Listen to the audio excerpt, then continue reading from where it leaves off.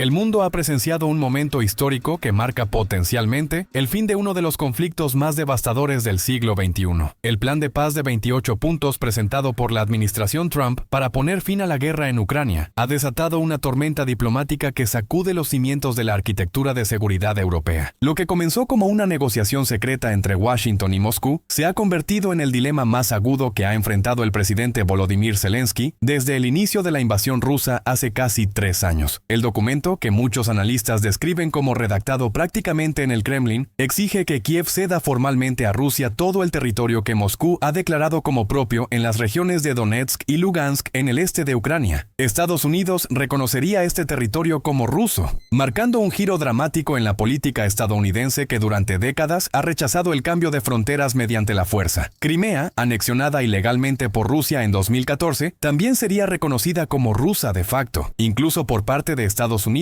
consolidando la conquista territorial más significativa en Europa desde la Segunda Guerra Mundial. Pero las concesiones territoriales son solo el comienzo. El plan exige que Ucrania limite el tamaño de sus fuerzas armadas a 600,000 efectivos, una reducción significativa que dejaría al país vulnerable ante futuros ataques. Más devastador aún, Ucrania debe consagrar en su constitución que nunca se unirá a la OTAN, y la propia alianza debe modificar sus estatutos para establecer formalmente que Ucrania no será admitida en ningún momento futuro.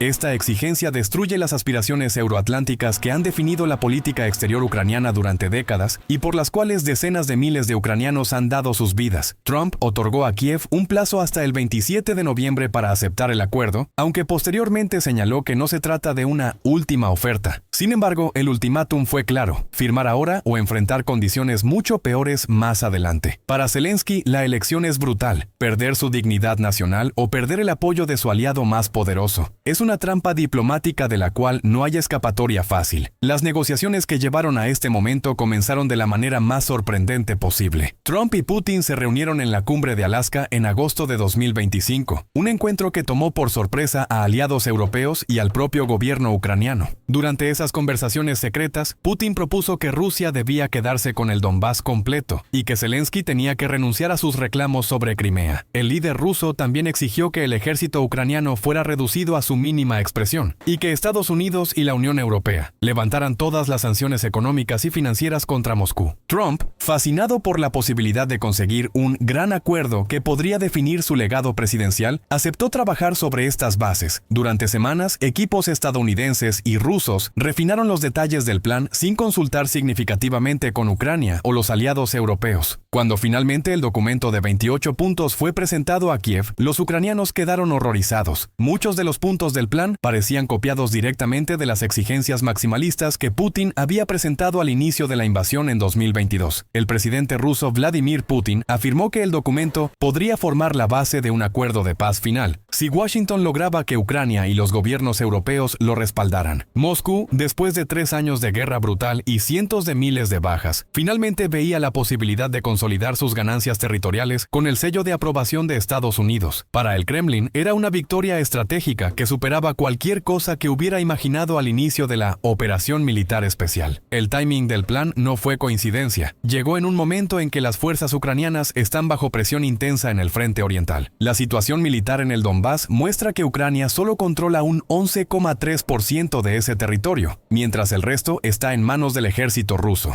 Además, Rusia ha intensificado sus ataques con misiles contra infraestructura civil ucraniana, causando sufrimiento masivo a la población. Trump calculó que Zelensky, desesperado por detener el derramamiento de sangre y enfrentando una situación militar deteriorada, no tendría más opción que aceptar términos desfavorables. La reacción europea al plan estadounidense fue de shock e indignación. Funcionarios de Francia, Alemania y Reino Unido expresaron preocupación profunda sobre lo que consideraban una capitulación total de Ucrania diseñada para satisfacer a Putin. El ministro de Asuntos Exteriores de Polonia, Radosław Sikorski, declaró que cualquier iniciativa debería involucrar a Europa y dejar a Kiev con la capacidad de defenderse, señalando que nosotros tenemos mucho más en juego en esto que Estados Unidos. Europa rápidamente desarrolló su propia contrapropuesta, buscando modificar los aspectos más punitivos del plan estadounidense. Los europeos eliminaron la limitación de 600,000 soldados para el ejército ucraniano, proponiendo en su lugar mantener los 800,000 efectivos actuales. También rechazaron el cierre definitivo de las puertas de la OTAN, prefiriendo mantener una formulación ambigua que no eliminara completamente la posibilidad futura de membresía. día. Además, insistieron en que Rusia debe pagar reparaciones sustanciales por la destrucción causada durante la guerra. Las diferencias entre las propuestas estadounidense y europea revelaban una fractura profunda en la alianza occidental. Por primera vez desde 1945, Estados Unidos y Europa se encontraban en lados opuestos de una cuestión fundamental de seguridad europea. Trump veía el conflicto ucraniano como un problema molesto que debía resolverse rápidamente para poder concentrarse en China. Los europeos, viviendo al lado de Rusia, entendían que las concesiones excesivas a Putin solo lo animarían a futuras aventuras militares. Zelensky se encontró atrapado en medio de este desacuerdo transatlántico. Necesitaba desesperadamente el apoyo militar estadounidense para continuar la lucha, pero también sabía que Europa sería su vecino y socio de seguridad a largo plazo.